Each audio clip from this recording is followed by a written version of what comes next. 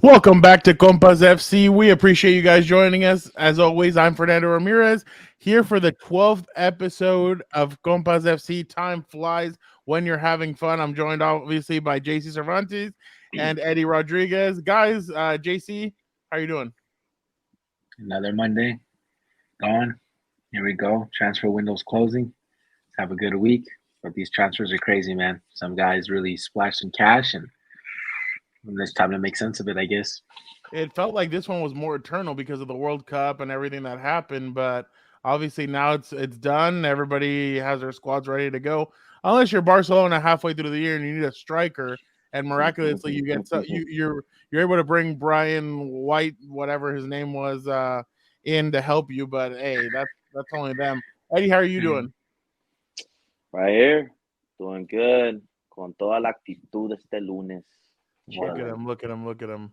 Energized and ready to go. All right, guys. Well, let's start it off. You said it. Let me just ask you guys real quick. Does it feel like every transfer window, it kind of like the records are broken, kind of, and teams spend more and more money as the records as the years go by, JC?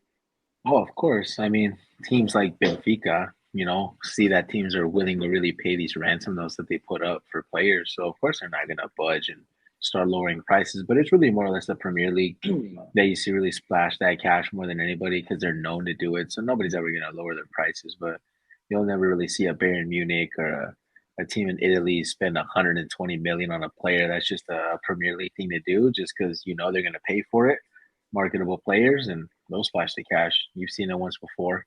Yeah, no, and inflation is huge in soccer, especially because I remember what was it, 14, 15 years ago when Ronaldo was sold to Real Madrid for 90, I think it was 90 million. Everybody was up in arms, and now you're selling average players for almost 100 million dollars or euro or pounds or euros or whatever you count your money in. But Eddie, what do you why do you feel like the market has kind of gone that way as of late? Or JC hit on it right on the nose, right? It's just the Premier League. You don't see any other clubs really spending that type of cash. You talk about the Super League. Well, the Premier League is a Super League, right? In its own sense. The way they just flaunt their cash, and outbid anyone that's bidding for a player. So it leaves other teams wondering why this is allowed and not really frowned upon. I think it's ludicrous that someone's paying 100 million plus for a player nowadays. Where when we were growing up, the most expensive transfer I saw, well, when I was young, was a Cristiano Ronaldo one. But then we saw transfers like Ronaldinho to Barcelona for a fraction of that. So it's crazy, right? And Hell, that's just the Beckham way the wasn't market sold for is. that much to Galaxy. The reason why he did it is because they gave him, I think, half of the Gave him, the I money that think, he made like $250 million off of uh jersey sales. yeah, he got a percentage of the cut of like Of whatever the yeah, club yeah, is making, and then the MLS promised them ownership of a team yep. once that became available. So he took the smart route, right? Yeah, he got paid a lot compared for the regular MLS player at the time, but yeah, he cashed out. Yeah, Um, 100%. Well, here's the big news, and we had been talking about it ever since the World Cup. It was a kid that shined during the World Cup, and now he was sold for, like JC said, from Benfica to Chelsea. Enzo Fernandez headed to Chelsea for $130 million.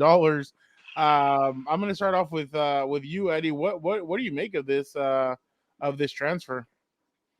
I was thinking it was never going to happen. I think Rui Costa came out and said it's not going to happen, and then Enzo Fernandez, scored that one goal, and he kissed the Benfica shirt and made a signal that he's staying.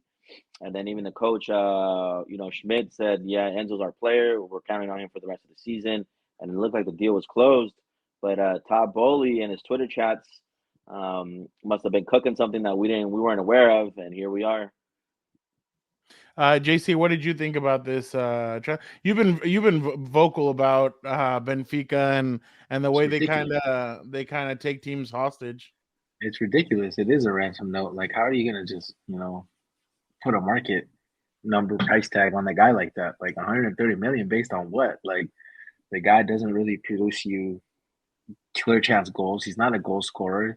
he doesn't neutralize players in the midfield. Is he a good player? Yes. A player that's 130 million, you're mental if you think that guy's worth 130 million.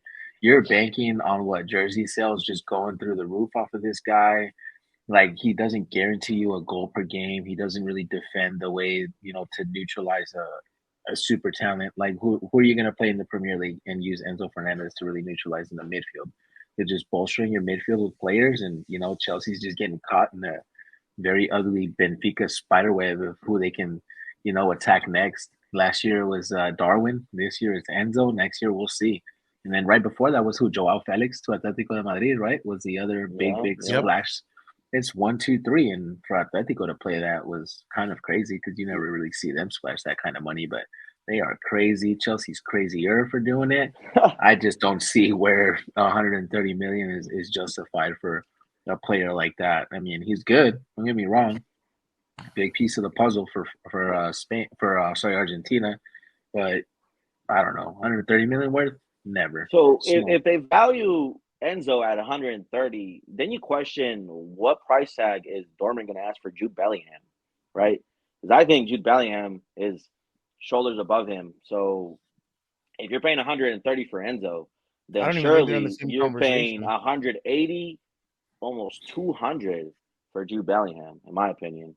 But I wonder if Dortmund's going to ask for a discount, or I mean, our team's going to ask them for.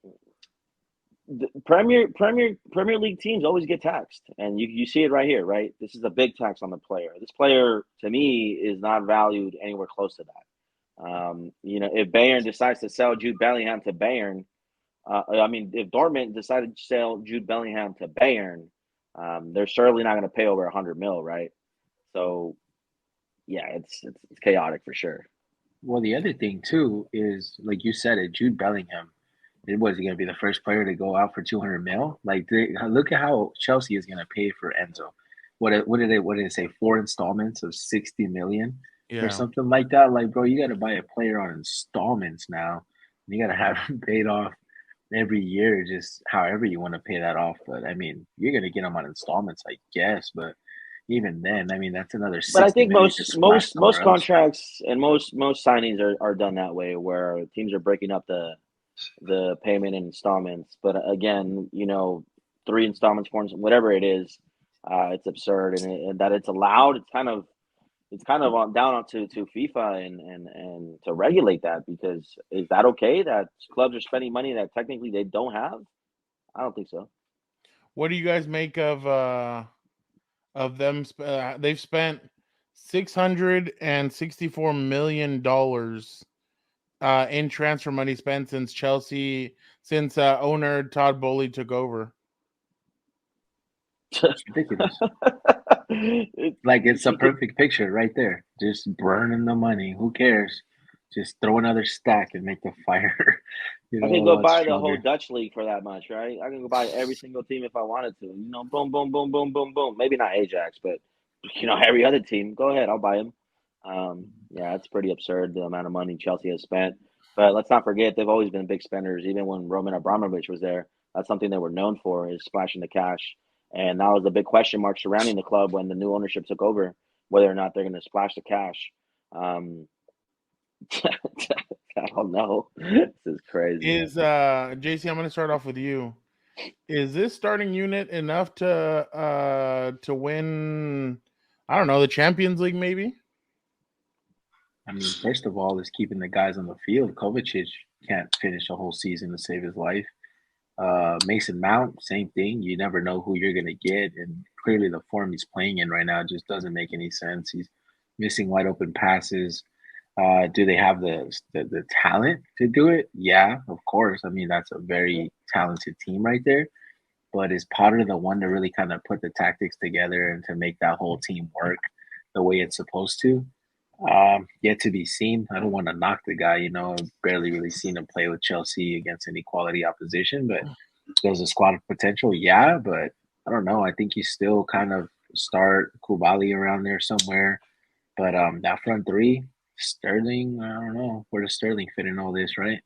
So a lot of other players still that can come in off the bench. They try to form the new Galacticos, I guess you could say, right? Was Chelsea going for that vibe or something? But the talent's there. I don't think the most important thing are the tactics. How are they going to set up? I don't know if they can or will. Eddie, what do you make of this starting 11? Yeah, no, this starting 11 looks like a work in progress. You know who I don't, they play in the Champions League, right? I don't care who they play; they're not advancing. Dortmund. Yeah, Dortmund's gonna run circles around them. I'm sorry, Chelsea fans.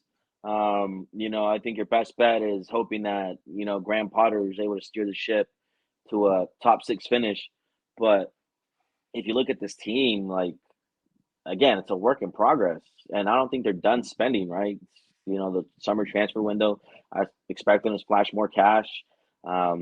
You have some building blocks on there to potentially build a super team. But again, like JC hinted, is Graham Potter the guy to move Chelsea forward? Now it's even more pressure on Graham Potter. The board spent the cash, and if you don't make it work, will we see Graham Potter next season at Chelsea? I don't know. That's still to be debated.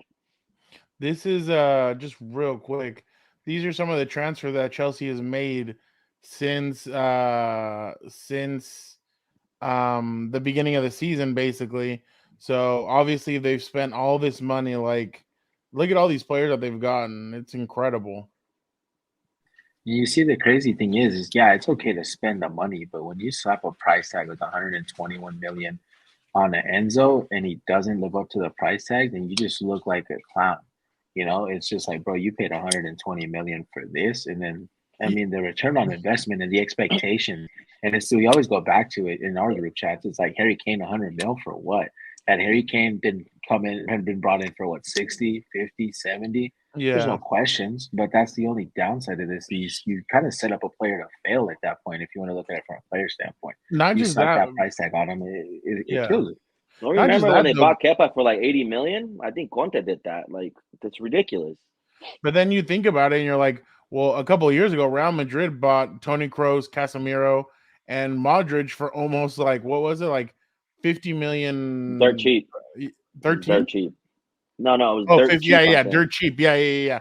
They bought him for like almost like, I think it was 50 or 40 million. And you're like, wow. And those guys, I mean, obviously they're one of the best midfields of all time. And then you see what these guys are spending. You're just like, wow, like either the eye for talent has kind of fallen in recent years, or really, I mean, the inflation is just completely taken over in soccer because look at these prices. And then you look at the players and you're like, I don't know if he's worth that much money. And it just makes you think like Modric. I mean, Modric, the left winger, he's good. I mean, I know Shakhtar's played Real Madrid a lot in Champions League. But Modric And is the real thing, bro. yeah, no, he does really good. He puts in work.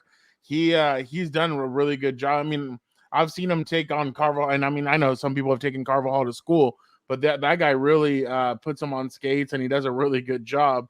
So yeah, it's just interesting to see all the money and then like we said, they still have João Felix, Raheem Sterling. Then you have Boy Wonder over there who's still hurt, and he'll be back probably in the back end of the season. So and Pulisic or whatever his name is, we all know he is not that good. Well, there's a lot of controversy today because what it's looking like that They still have Aubameyang. Hakim Ziyech wasn't able to secure that move out to PSG. Oh, and right? we're gonna get to that right now. Yeah, exactly. So it's there's just a lot of it's a things complete to mess. unravel here. Yeah, It's a complete mess. But yeah, let's move on. You know what? Let's move on to that. Let's Ziyech obviously failed. They weren't able to reach a deal with PSG. Chelsea was to send him to PSG. I know he's gonna get lost in all that shuffle. And honestly, I don't think he's a bad player. I mean, I've seen him in the past do work. He did well against Real Madrid a couple of years ago when I saw him. I know he puts in work again. This felt like JC and I were, before you jumped on, Eddie, JC and I were joking around. It was another David De Gea to Real Madrid where the fax machine was broken. Or Papa Perez just unplugged it maybe. But what okay. what do you Eddie, what do you make of this failed transfer? I mean, why are they disrespecting him? I think he had a great World Cup. Yeah. Coming from Ajax to Chelsea, he had that stellar campaign, Champions League. He obviously won the Dutch league. the guy's not a scrub. So why has he been getting this disrespect? I don't know. Graham Potter maybe doesn't fancy him and can't fit him into a system. I thought recently he looked at as one of their better players. And the biggest thing is to stay healthy, and so far he's been healthy. So what's actually going on at Chelsea that a player like Ziyech can't get the minutes?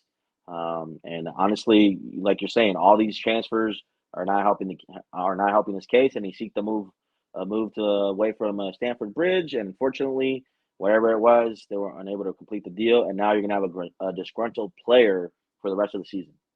PSG's trying to load up because they know that Bayern Munich Champions League game is going to be very, very That's gonna be tough. crazy. JC, what did you make of this?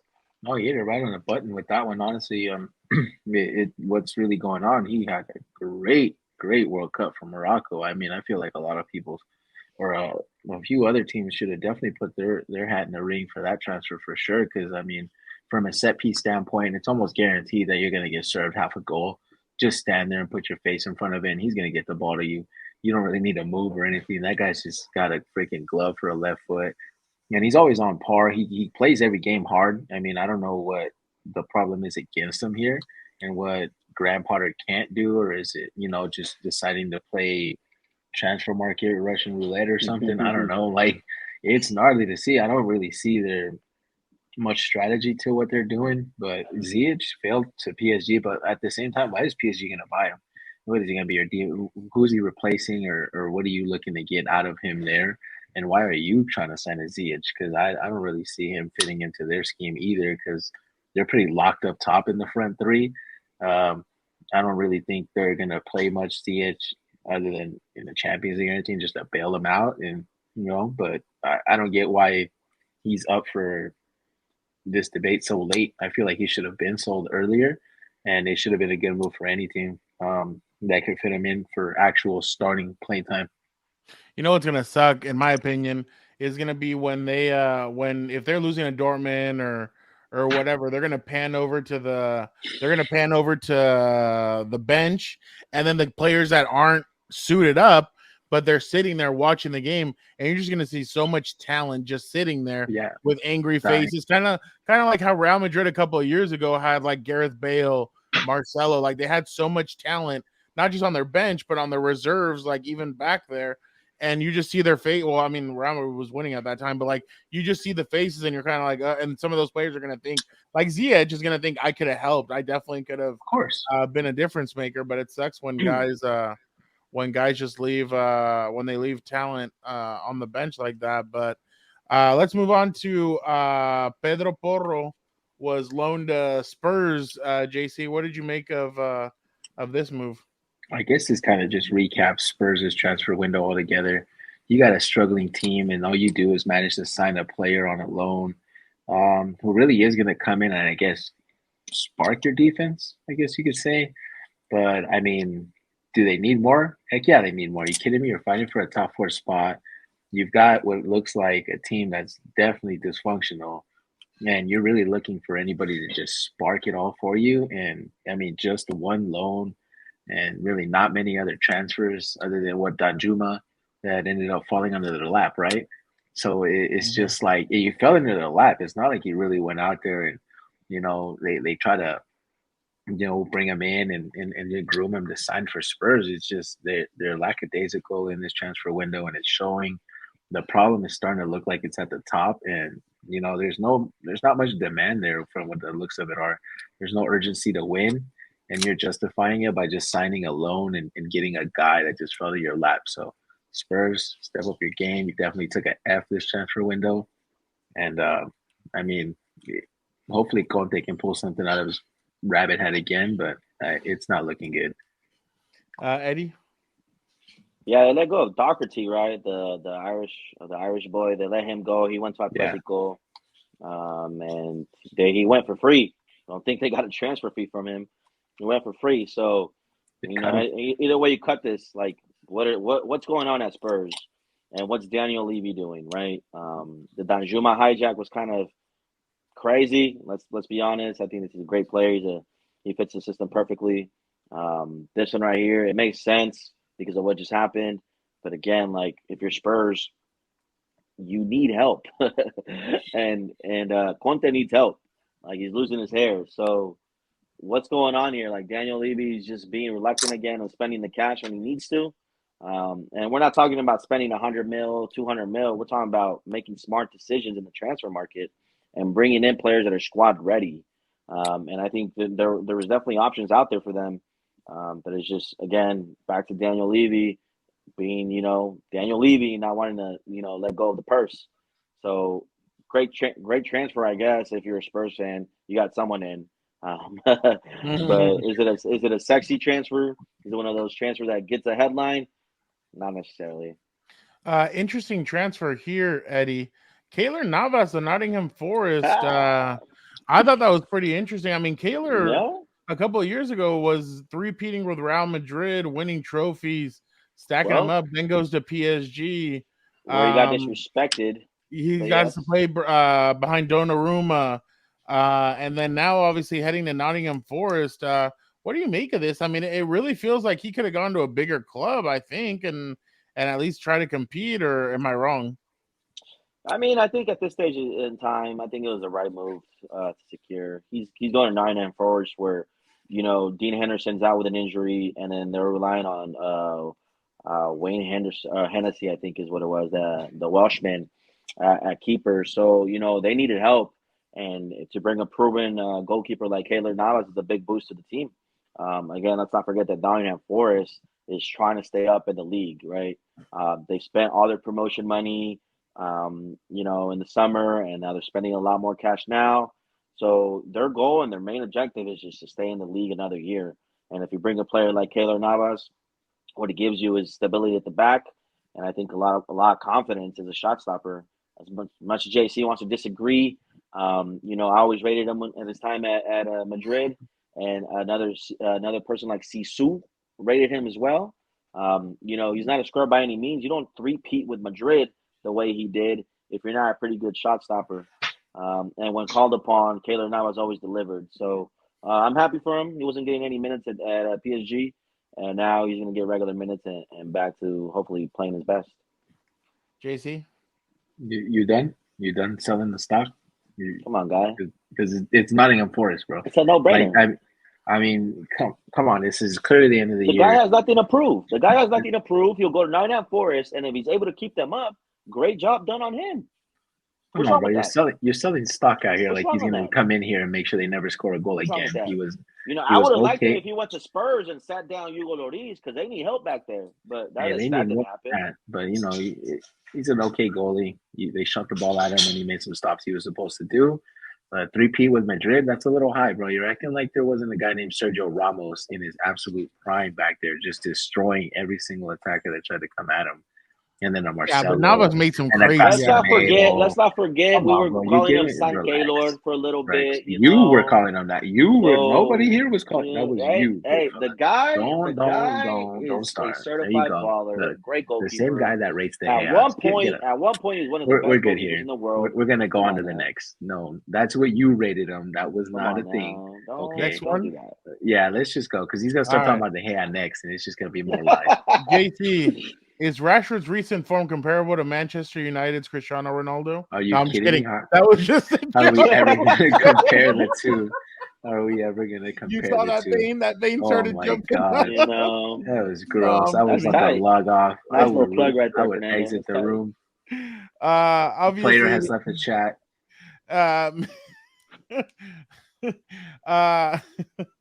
Milan how do you say that, Eddie? Milan Škriniar is said to join PSG in June. They try to get him to go in now. Like I said, PSG is trying hard to get anybody to help them against Bayern Munich. But they try to go for the January window. It did not come to fruition, so they're going to wait until the summer. But JC, what does this move mean for PSG? Honestly, it's a pretty good move. Škriniar is solid in the back. He's been an anchor for Inter for quite some time now. I know in our group chats for some time now, I've been asking for him at United over Slavhead or a player swap or something like that we can manage to pull off. But just very solid, hard worker. He's a roughneck back there. He doesn't take any prisoners, and he brings a whole different energy to the PSG backline that they haven't had in a while. Kimpembe's out there. You've got Marquinhos there right now. We'll see how long that lasts. But just another guy to throw into the mix in the rotation. Should he start? I think so. But good for Inter. Thank you for that right there, for not giving them to him now, and letting them suffer it out, because you really got to see what they're made of out here. They got the second coming of God playing right wing for them. So let's see what he can put together. And let's see right here. You got Škriniar. It's a very strong signing, honestly. I would have took him on my team any given day. So good job on them for not just signing some big old flashy splash signing like they're always doing. But no, definitely, I don't know where they came up with this one, but pat on the back to that guy who really pulled that together and asked for that transfer. They don't want to get hit with the financial fair play like they have in the Yeah. past. Eddie, what do you make of this move? Financial fair play. You mean a slap on the Yeah. wrist? Exactly. Selective. That thing For is so them, Man selective. City, Barcelona. It was funny. I remember when the list came out, and I'm like, "Oh, okay, Barcelona's gonna get hit with financial." Nothing. I was like, okay. I don't know if you guys saw, but Barcelona. Well, we'll get into this in a little bit. But Financial fair play, slap on the wrist. that Barcelona still Maybe need to you're sell banned 200 from signing million. anybody in 2 transfer windows. But come on, man. Slap They on still the need to wrist. sell 200 million. Barcelona. Oh, They need to get Barcelona. 200 million off their books. We'll see if they do. Listen, this signing right here makes a lot of sense if you're planning to not have Marquinhos come this summer, right? So if PSG is looking to move on from Marquinhos, then signing Milan Škriniar makes a lot of sense. If you plan on keeping Marquinhos, then to me the signing makes no sense because you don't play a back three. You're gonna start playing a back three out of nowhere? I don't think so. Again, you'll keep Kimpembe. Definitely, you'll keep him in there. He's a lot younger than Marquinhos, but really, that's really what it is, and that's what I see it for. I think they're planning for life after Marquinhos, and this is their fix. So you see Sergio Ramos still staying there and being a starter? No, I think Sergio Ramos leaving as well. Oh, where do you see him going? Well, there's speculation of him going to join Cristiano somewhere, but we'll see. We'll see what happens with Sergio. I think he still has a lot to offer. I go back to last episode. Eddie locked it in that Cristiano will be back in Europe next season, and a certain Sergio Ramos can follow him there. There you go. So there you go. You heard it here. I love it. I love it. Obviously, there's been as of late a lot of weird stuff going on at Manchester United. Eriksen is now out for 3 months, I think, with an injury. Which is going to hurt them. They go out and they get Marcel Sabitzer. Sabitzer. Eddie, what do you make of this transfer? He's a midfielder, by the way. Oh, well, I know who he is. No, I meant for the listeners out there. My bad. Yeah, right. Check it out. So he had a great career at Leipzig.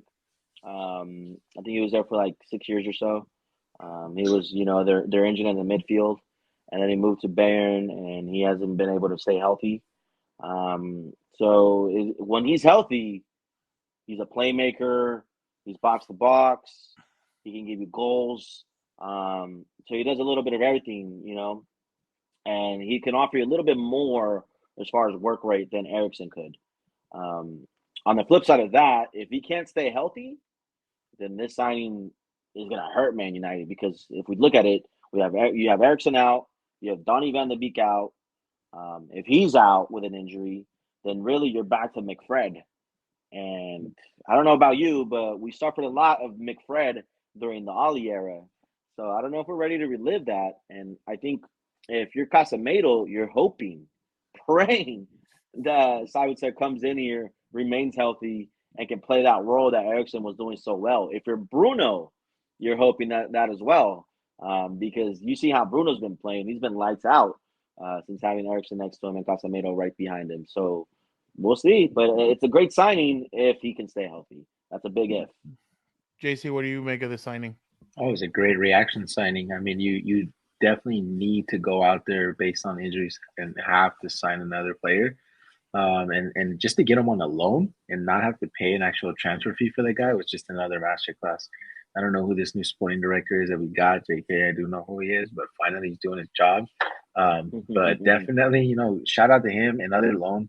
First you got Weghorst, Now you got Sabitzer, definitely somebody that if healthy, you can plug in. He'll definitely do a lot of work next to a Casemiro and a Bruno, and he doesn't offer that finesse and that little, calm touch that Eriksen can give you. But if you're looking at a Premier League player that's box to box, fights for every ball, has a long shot, has a good touch on the set piece, he checks those boxes for you. And honestly, I've always liked the guy when he was at Leipzig, and when we played him, I think last time in United, he tore us a new one. I know De Gea remembers him vividly. So for sure, I'm glad he's having him on this side of the ball and not the other one. So practice is going to be a lot for that guy, and he's probably going to ask for a transfer soon, I hope. But definitely Sabitzer, a huge dub right there.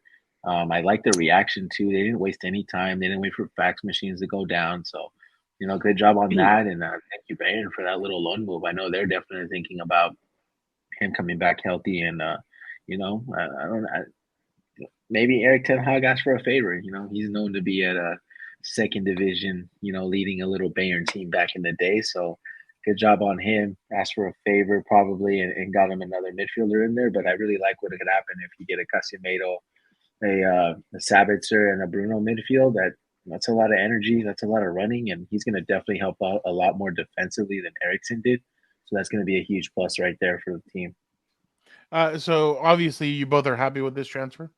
Oh yeah, that's for a January transfer window, 2 loans that are quality loans and that they fit a system. That's definitely the best thing because it looks like we're moving from a place of signing players because of how many jerseys they sell now to somebody that fits his actual coach's system who knows what he's doing. And now we don't have to. We'll keep getting rid of the fodder. Hopefully, some names will go soon. But definitely, we're moving in the right direction. They're moving towards the system and not glamour. All right, next one, Jorginho to Arsenal. I know Exactly I my saw point. Fabrizio kept on. This one was the one that Fabrizio kept on saying it's close, done deal. So this was I thought this was a pretty big one. I mean, because of when I see him tweeting out a lot, I think okay, this must be a big deal. But Eddie, what did you make of it? Wow, just moved to the other side of London, right? It's unexpected for sure. Jorginho going to Arsenal meant that Moises Caicedo from Brighton, wasn't able to secure his move to Arsenal. So again, we're not expecting Jorginho to come into this Arsenal squad and be a starter right away, right? I think the biggest thing about this is just his longevity in the Premier League. Because if you remember when he was first signed, people were saying, "Hey, you're a system player. You only function with Sarri right? bought this and Sarri bought that." Mm-hmm. And then he became one of Chelsea's best players. Hell, he helped them win the Champions League, right? In Italy. He helped them win the Champions League. He helped Tuchel lead the man in the field. He was clinical from the spot. Game-winning Euro. Brought you a sense of calmness in the midfield. And I think if you're Arsenal, you sign this player for more squad depth, right? You want to rotate players like Partey or Xhaka or even an Odegaard and give these players rest because the season's long. Every team's going to want to play their best against you because, yes, you're leading the league. Yes, you're in a good spot right now. Everyone's coming after you. And just more so, it's one of those signings. Don't expect this 31-year-old Jorginho to come in and, be the starter because that's not what's going to happen. It's not what the signing's for. The signing is more for bringing stability and squad depth to the team because if you really think about it, who was next in line to play that midfield spot? Elneny? I'm sorry. That's, there's levels to this, right? Jorginho, obviously, we're going to rate him a lot higher than Elneny. So, again, great signing by Arsenal. A shocking move by Arsenal. And even more shocking that Chelsea allowed this to happen. JC, what did you make of this? Honestly, I think it might be something that could really help him win the championship. I mean, when you look at how Jorginho plays, he definitely brings something different to the table compared to everybody else in that midfield. The funniest thing for me was Arteta out of nowhere is now a Jorginho fan, and he wants to sign him. I don't know who reported or who exactly said it, so I'm not going to quote him on that or say who quoted, right? But all of a sudden he became a fan. That was fun to see. But I mean, I really feel like he's leveraging that whole we got a chance at a Premier Championship now, and why not go all in? And good job on Arsenal. They really are adding pieces to where they need help.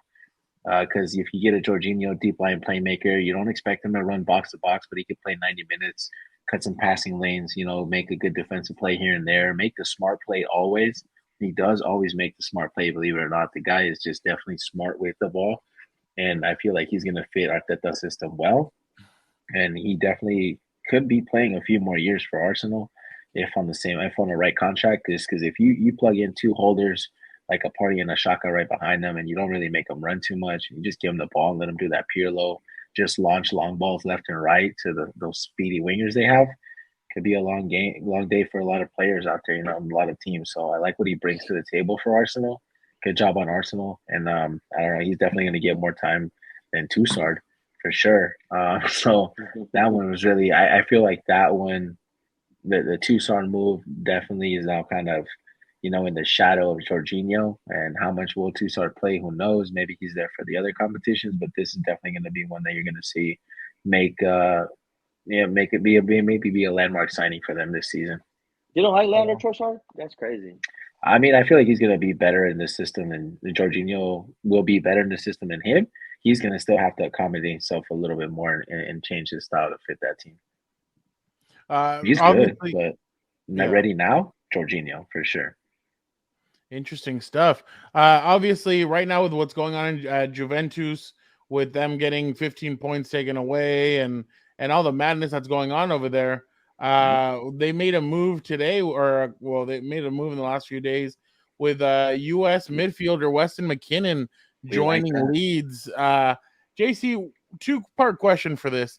What do you make of the move? And then two, don't you feel like maybe Weston McKennie could have gone to maybe a bigger club, given that he was at Juve and he kind of did play well at Juve, or did you feel like this is kind of the right place for him right now at his age and everything?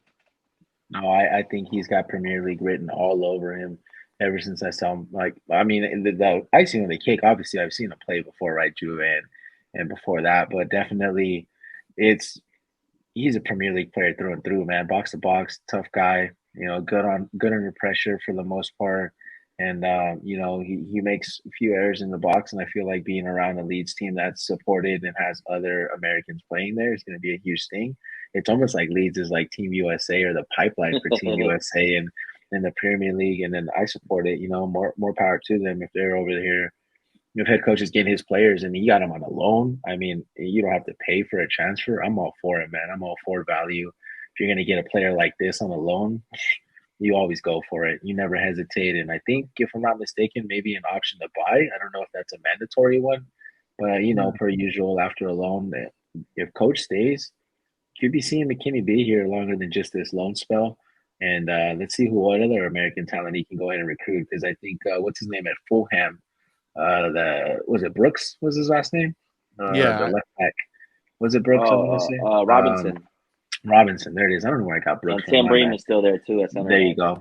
You got representation for Team USA in the Premier League, and they're playing some real tough talent out there, and it's great exposure for them. And they're really going to bring a whole different type of mentality to that team when it comes time to play these international tournaments versus unfortunately a lower rated CONCACAF team like a Costa Rica. And nothing against them, they did have their stuff, but they're not there compared to the teams of old. So there's definitely a lot of work to be done. So USA, props to them. They pushed this. Somebody helped it happen, I think, maybe, but it's going to be great to see McKennie in the Premier League. Taking shots at Keylor Navas, taking shots at Costa Rica. Interesting stuff. Keylor Navas, I'm trying to tell you, like. What do you mean, bro? You just hype players for nothing, bro. Next, you're gonna say that Zidane's son won a Champions League just because he rode the bench. Yeah, and then you can tell me Fergie's son won a Premier League medal because he did something. Come on now, don't start. I don't hype it. I don't hype it like you do. So, Eddie, what did you make of this? Anything that glitters is gold for I'm gonna you. tell you, as a Man U fan, we don't like Leeds, right? But I'm not gonna go as far as JC said that they're not a big club. I think Leeds is a big club, and they're rich of history and tradition. So shout out to all the Leeds fans out there who listen. He talks about the past now, but when he talks about last year, he doesn't rate anything. Like, look, He wants to talk about all-time left wingers, but he puts Rashford right there next to Cristiano. Get out of here. I don't want to So hear it. shout out Jesse Marsh for making this There happen. you Weston go. Get McKennie to and the Tyler point. Adams in the midfield. I think they're missing a midfielder like a Weston McKennie, especially if they're trying to survive the Premier League this year. And then again, the exciting talent in the Premier League that's U.S. based, where it's Weston McKennie, Tyler Adams, Brandon Harrison, Tim Ream, Robinson, a few others in there sprinkled in. Oh, you So like Ream now? good. Tim Ream was You one like of the Ream best now? defenders for the You like Ream U.S. now? given All his right. age. So All right. again, You like I Ream like now. the All right. signing, You see this especially guy? if it's a loan without an obligation to buy. I think it's great for Leeds, and I can't wait to see them playing together. I thought one of the biggest transfer news of the day and the weirdest news was Joao Cancelo joining Bayern Munich. And you start reading reports about how there was a lot of tension between him and the great almighty Pep Guardiola, and obviously he ships him out on a loan with an option to buy for 70 million pounds. Mm-hmm. So it's going to be interesting to see kind of how this goes. But that's what it was. They're saying it's beef between him and that they thought that he had a below average World Cup. He came in, he still wasn't in shape, that he didn't do too well. There was frustration with Pep and with some of the other coaches, and that it was a shouting match, and obviously they sent him to Bayern Munich. Eddie, what do you make of this transfer? I mean, Joao Cancelo came out in his interview and said that there's no problem between him and coach, and all it was is that the lack of minutes. But I get it, right? You have a Nathan Ake right now that's playing lights out. You're not going to bench him. At right back is really your best option to play, and you're getting benched by Rico Lewis, which is an academy product. So if you're Joao Cancelo, you feel disrespected, absolutely. And the only thing on your mind is to get out of there. And I think Bayern Munich, got a whiff of the situation, and they're extremely smart in the transfer market. And to get him on a loan without an obligation to buy, hey, Joao Cancelo can play both left back and right back, and he could sometimes play in the midfield. So what a swoop for Bayern, what a loss for Man City, and that just goes to show, if Pep feels like it, you'll ride the bench, my guy. You're gonna ride the bench. He's shown it before. He showed it again right now. I don't think Man City fans are pretty thrilled to hear this news. I think they're fuming, if you would. So yeah, great signing by Bayern. Stupid business, I would say, by Man City. You're disrespecting the great Pep Guardiola. That's shame on you, Eddie. What do you, JC? How do you feel about this? It's an ego move, and honestly, through and through, how do you disrespect a guy that played absolutely every single position for you last year and was probably one of the only reasons why you stayed afloat so much in defense? Because they weren't looking that great back there, and the reason why he started playing right and left back was because of the injuries they were going through and what they were missing out on. So Cancelo really went through a brick wall for Man City and Guardiola, and for them to just kind of get put on the bench because Pep wants to feed some kind of I produce academy talent, freaking stat line or whatever you want to call it. It's all hype, bro. And when Rico starts acting like the rookie he is, and you need to look at the bench for somebody to sub on, God, you're gonna wish you had Joao Cancelo there to play against, whoever you're playing against. Because I'm telling you right now, Rico might be good, but he's not to the level of a Cancelo, and it's a disrespect to Cancelo. Good for him that he got out and voiced his opinion. He definitely deserves better. And if they can make this move permanent out there in Bayern Munich, or who knows, maybe he goes back to like a Juve or something like that there. We all remember when he was there with Christian, how they were running amok. But definitely the guy's got Running amok. He was running amok. He's got good, talent in front. He's got good years ahead of him. He's got the talent to produce. I think it's just, Guardiola always, overuses players and just runs them into the dirt. And because the guy definitely decided to take care of himself, maybe, I don't know. I'm not in the locker room, right? But from the looks of it, this is an ego play. And Guardiola, I'll probably go ahead and lock it now. He's going to regret this because Ake at left back in the Champions League match, you're crazy, man. You're not going. Fragiola. Did you guys feel like this was a move? JC, I'll start off with you. Was this a move also to beat PSG, basically to be able to play better against PSG and have a better I don't play? see how getting rid of this guy makes you a better team. No, These I guys meant for Bayern Munich to get him. Oh, Because they play yeah. PSG in the yeah.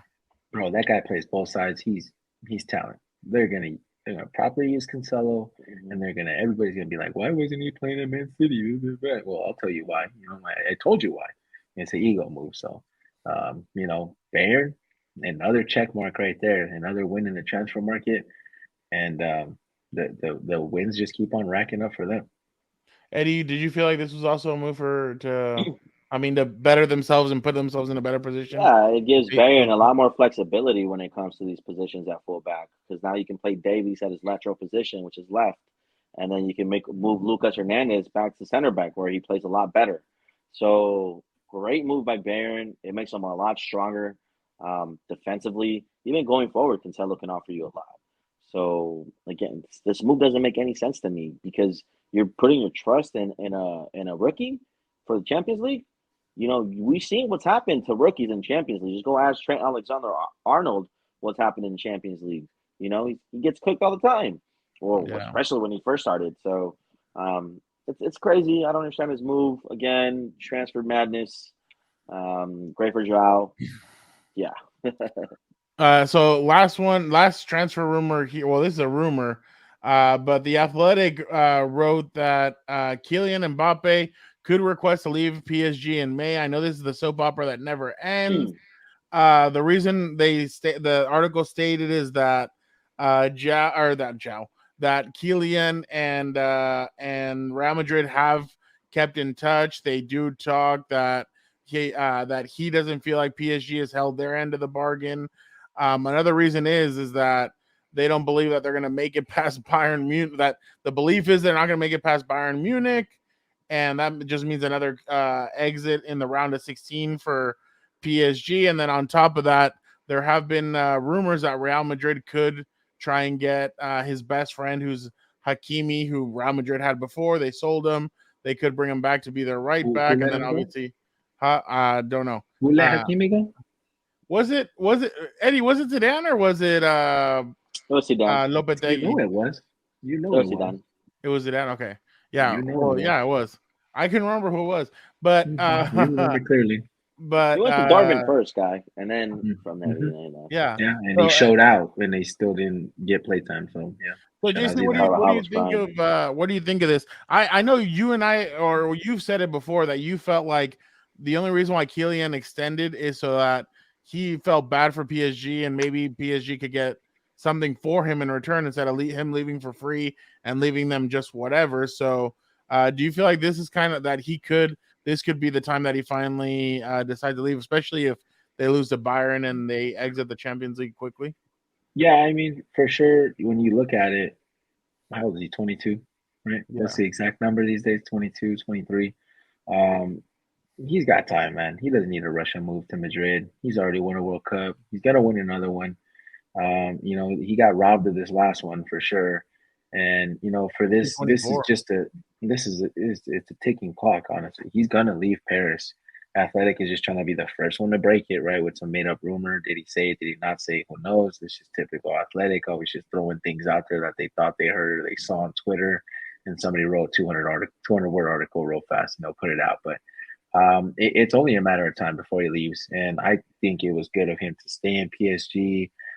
Try to represent his country to the highest level. I won us a World Cup. I won us a Champions League. Got nothing left to prove. I'm going to Casablanca and I'm going to just take over the world now. And it's just a matter of time. I feel like this is Mbappe's last chance at glory with Paris. I don't think he's sitting around any longer trying to find out what they do or what they don't do. They already brought in somebody else to overshadow him. He was working fine with Neymar, and that definitely took some time. Then you throw another wrench in there with a Messi signing. They look like they want to move on from him already, with this Messi signing. So it's only a matter of time. And I think they extended him, didn't they? They extended Messi. They're in talks or something like that. Yeah. Messi is dying to go to the MLS where he doesn't have to play again. But it is what it is, and I feel like this is just a matter of time.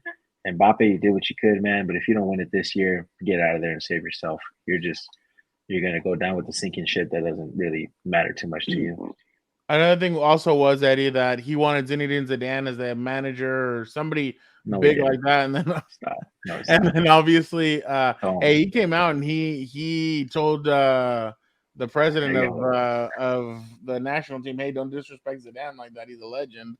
Some So respect on his name. And we'll need the exactly. context. So When you say my name, put some first. respect on it. Eddie, Yeah, what do you make of this story? Certified.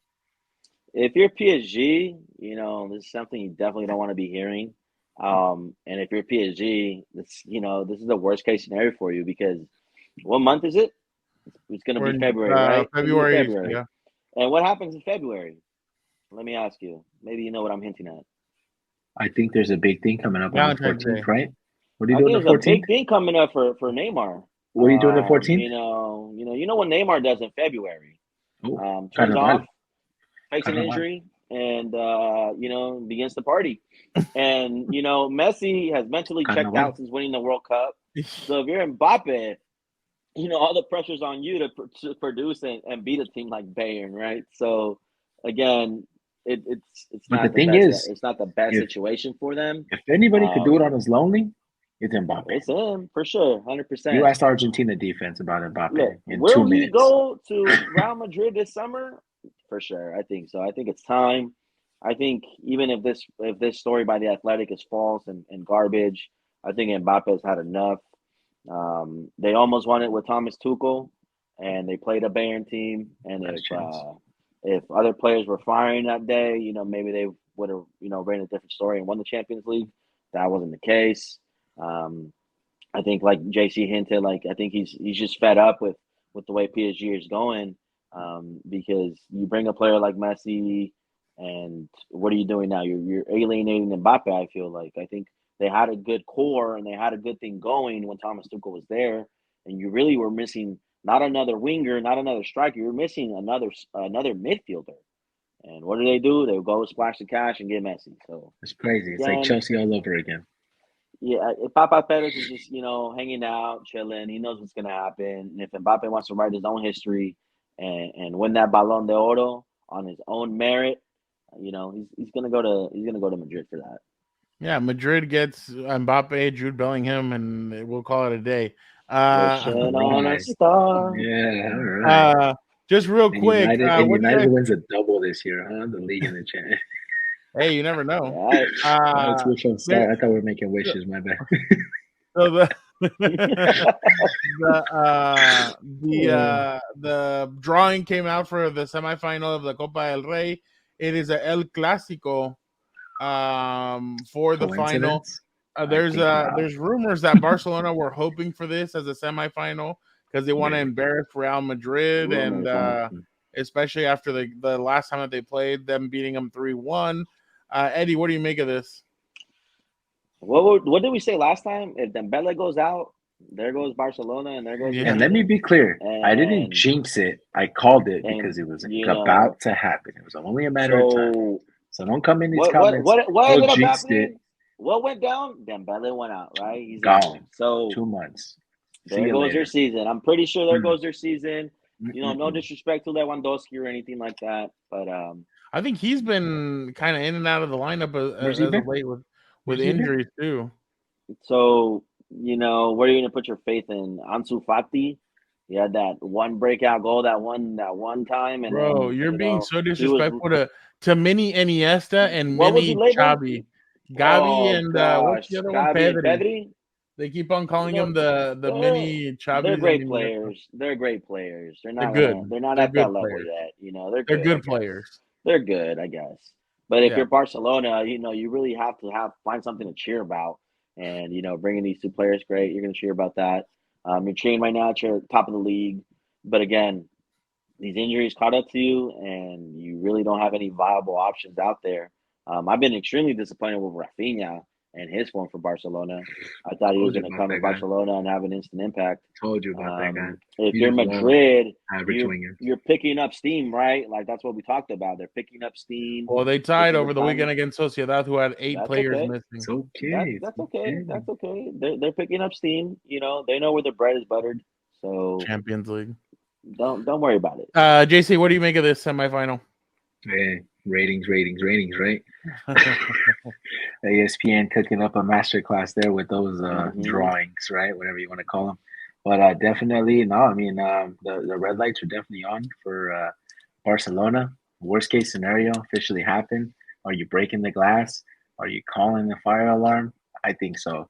And if Madrid really just, because it's 2 legs, if Madrid just destroys them in 2 legs, oh man, it's gonna be a long La Liga after that. Yeah, Never they don't gonna play. hear the They end of don't. it.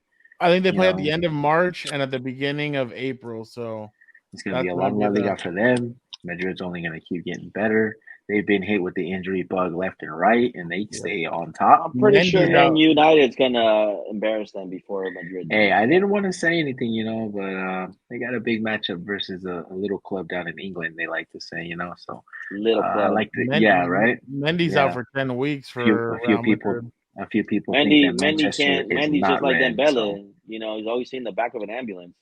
Bro, they had to play Camavinga at left back. That's not a problem. Camavinga at left back. That kid's a baller and Marcelo were pushing for that, saying the kid's gonna stay at left back. He's got to stay at left back. They know. No, I've seen him. He could play there, bro. Man, that kid just fights and fights, scratches claws, and he's very talented. Look, that's the definition of a professional, because if you think about it, under Ancelotti, he's not been a starter. No. He's been getting playing time sparingly. And when he got the chance and coach said, I need you here, he showed out, man. Yeah. And that's what we're talking about. That's the type of mentality that some of these players that are his age don't have. And Mbappe had that mentality. Camavinga had that. And what do they have in common? They're both French. So what's 19. actually going on? Deschamps? Zidane? He isn't even. Don't start. That guy's been hiding in his cave, praying nobody calls his phone to actually come out and coach. Yeah, of course. For everybody's favorite segment, what's on social media? Oh, let's do it. Bring up the comments. You guys love this segment. And I called it. I told you they're 1 injury away. It's done. Right? Which breakthrough talent has impressed you the most this season? Yeah, I don't remember his name, but Napoli boy for sure. That Georgian boy. He's from Georgia, right? Yeah. So I can't pronounce his name. I don't want to disrespect him. That boy Schmerger, right? I don't want to disrespect him. Kvara. There we go. Kvara. Oh, where's Harvey Elliott? Hiding over there in the bench. That's where Harvey Elliott is. What are you talking about? Let's see what. Yeah, Napoli running amok. He's losing games like today. Oh yeah, who are you, Zayo? My camera's this way, my guy. So that's who you guys are taking? You guys are taking Napoli? Yeah, for sure. Are you kidding me? All right, it's tearing it up there. Him and Osi, man. Running amok. Here's a tough question. Who would you guys rather take if you could only keep one? Oh, Vinicius or Rodrigo? J.C., I'll start off with you. I'll tell you what. Until next time, ESPN, you don't got me here. Eddie? I'm keeping them both. I'm keeping Vinicius, man. Rodrigo's just clutch though. That kid, man, he's like I said. Crazy. Try again next time, ESPN. We're not gonna play what if here. We're not playing what if. They're staying on Madrid. Let's see. What is the next one? Oh, ESPN, here we go. Step up your game. Are these two the best? Thiago Silva.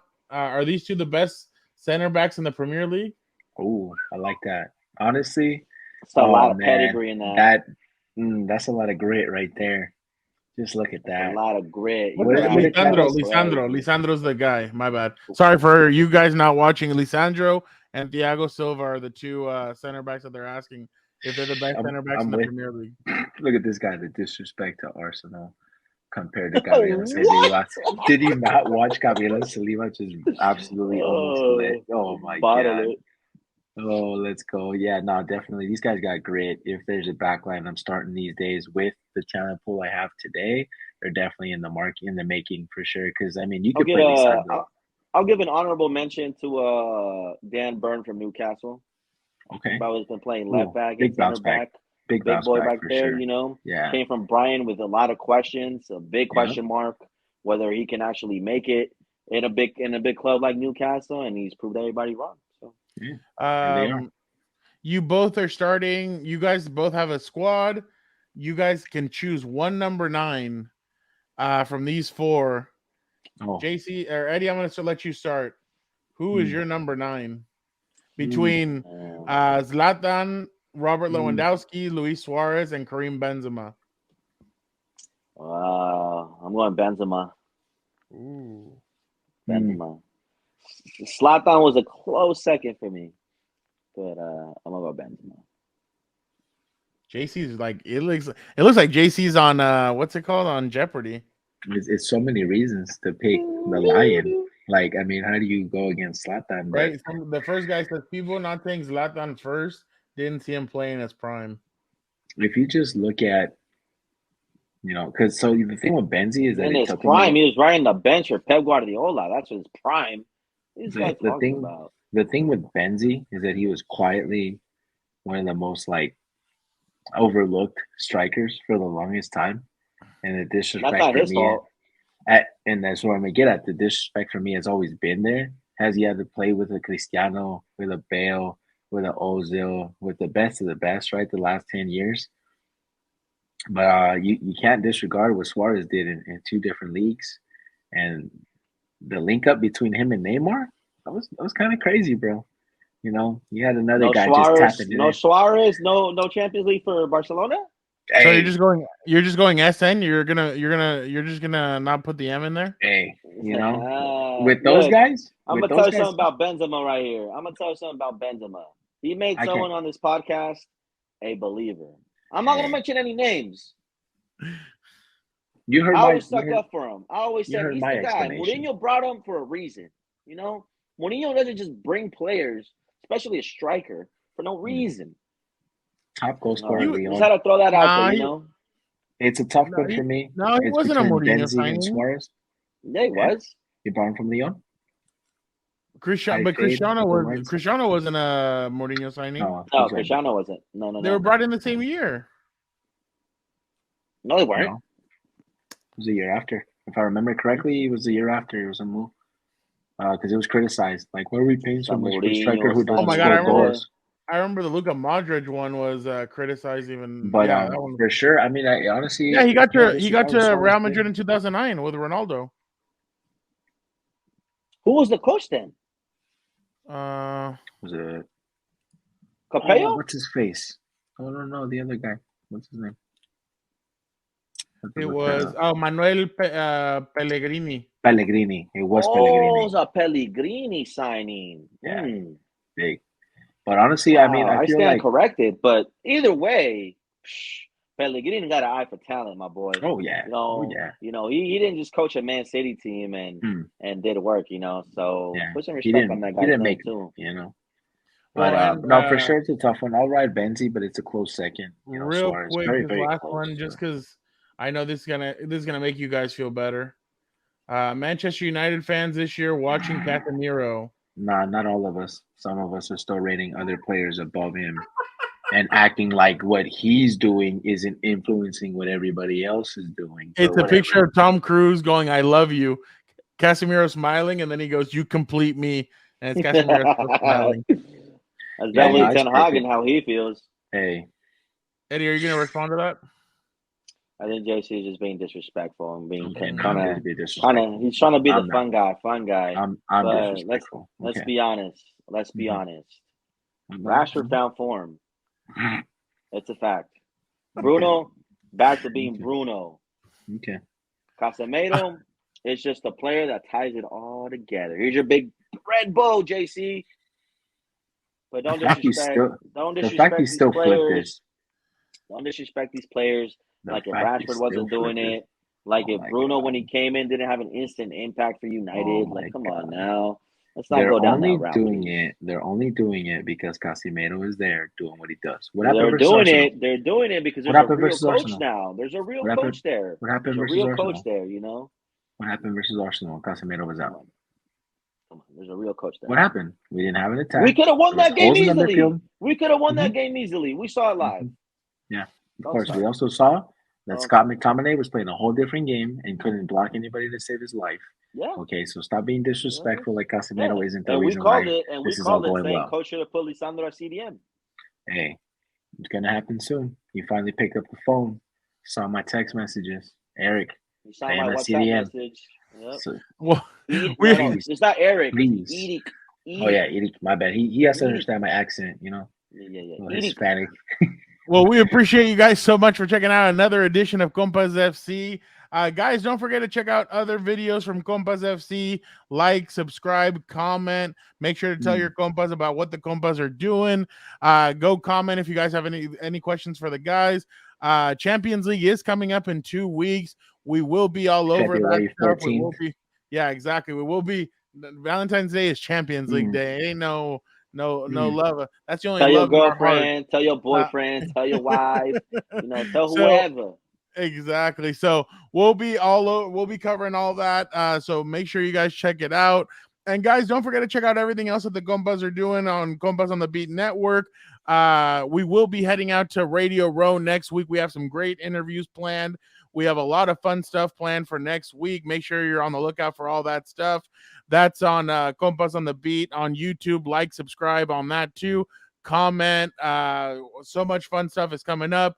Don't forget to check out What's Up Bolts. Dan and Dago and I did a full breakdown with Gilbert on Kellen Moore being named the Chargers offensive coordinator. We will be speaking to Kellen Moore on Wednesday, so make sure you guys check out Dan and Dago and I will be doing a full breakdown of the press conference. Make sure you guys check it out. We'll see what his plan is for Justin Herbert, for the offense, and well, I'm gonna ask him, was that final play against the 49ers, was that his play to put Ezekiel Elliott at center, or was that Mike McCarthy? We'll see what he says. Don't forget to check out House of Horns. Gilbert and Vic have you covered on all things with them hiring Mike LaFleur as their OC, and obviously Jalen Ramsey heading to the Pro Bowl. And guys, Combat Compas, don't forget to check it out. We will be having some new content out. We have all the Royal Rumble content, all the WWE content, all the UFC boxing, everything. We appreciate you guys so much for checking out another episode of Compas FC. Thank you guys. Don't forget, comment, like, subscribe, be a compa, tell a compa. We appreciate you guys so much. Have a good one.